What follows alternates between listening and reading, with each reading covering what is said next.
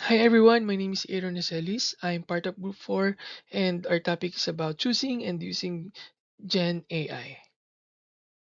In this discussion, you're going to learn we're going to achieve two learning outcomes. The first one is use Gen AI wisely and make it the most of it. And number two, select the right Gen AI tools for what you need to do. Now, why is it important to know how to use or interact with Gen AI? Number one is that it will boost your confidence. Number two, it will help you use Gen AI tools better. And number three, it will make things more efficient. How do I engage with Gen AI? There are several ways for you to engage in Gen AI. First one is involving text.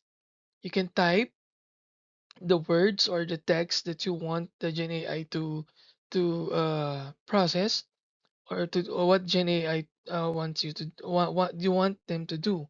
Second one is using voice. Make sure the instruction is clear. Okay, the words that you use or your voice is clear. Number three, using images, music, and videos. Number four, camera access. And number five is reference files and data. Engaging with Gen AI, it's important that you know or you set the tone. Gen AI can sound like a person and show traits like cuteness, bluntness, or even rudeness. It can pick up on the tone of your words, whether written or spoken. Like for example, if you want to make a professional email, use a professional tone. So with that, the tone will affect the words, the sentence structure, the content of your email. Tips in using Gen AI. First is you need to consider the rules. Treat Gen AI responses as draft and always disclose whenever you're going to use Gen AI content to maintain trust. Second tip, before beginning or starting using Gen AI, you should know your audience. You should set clear goals, know the output, you should gather information, choose the right tools, and finally, follow rules. Third tip, when using Gen AI, you need to plan for your prompts. Choose a casual or detailed style based on your goal.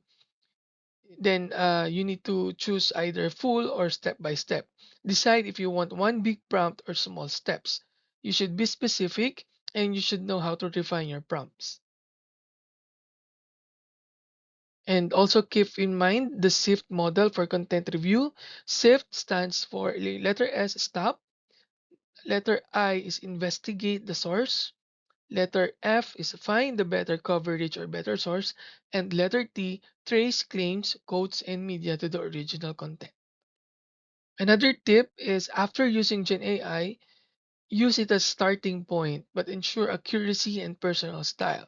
You need to declare Gen AI use. It means you need to cite or mention Gen AI output as required by Seneca or wherever you work. And in your workplace, you should follow the company policies, track your prompts, and take responsibility for the content. And most especially, be transparent. Let your audience know how you use the Gen AI.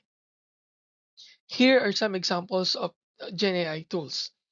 Under chatbots or multipurpose content generators, we have ChatGPT, we have Claude, we have Gemini, Hugging Chat, Llama 3, and a lot more.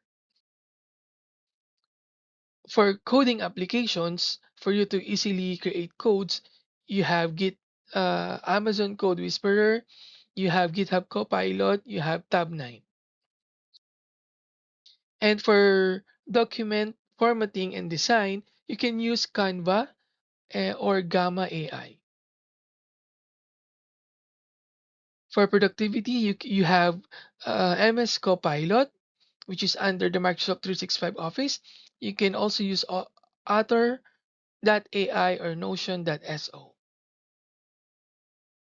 For image creation, you have an option to use Adobe Firefly or DALL-E 3 or Stable Diffusion.